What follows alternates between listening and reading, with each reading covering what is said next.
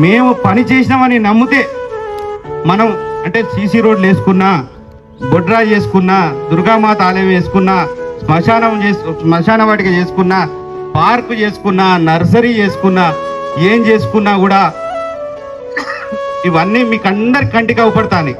లైట్లు, స్ట్రీట్ లైట్లు ఒక్క దగ్గర బంద్ చేస్తే మేడం దగ్గరుండే ఇచ్చింది. మన శత్రువులు ఇంటి ముందట కూడా కరెంట్ వాళ్ళు తమాషాలు చేస్తే నిల్చొని గుర్తున్నదా? పోలు ఎందుకేయో వేయి అని చెప్పి ఇచ్చింది. అంటే ప్రతి ఒక్కరికి పని చేసినాం, మనం ప్రతి ఒక్కరికి పని చేసినాం, అందరూ మనోళ్ళు అనుకొని చేసినాం. కేసీఆర్ గారి ప్రభుత్వం అట్లాంటిది, కేసీఆర్ అట్లాంటి వాడు. ఎందుకంటే అన్ని పథకాలు చేసిన కేసీఆర్ గారు చేసిన పథకాలు ఎమ్మెల్యే గారు చెప్తారు. సరేనా అమ్మ? అందరు ఏమేస్తారు? మమ్మల్ని గెలిపిస్తారా?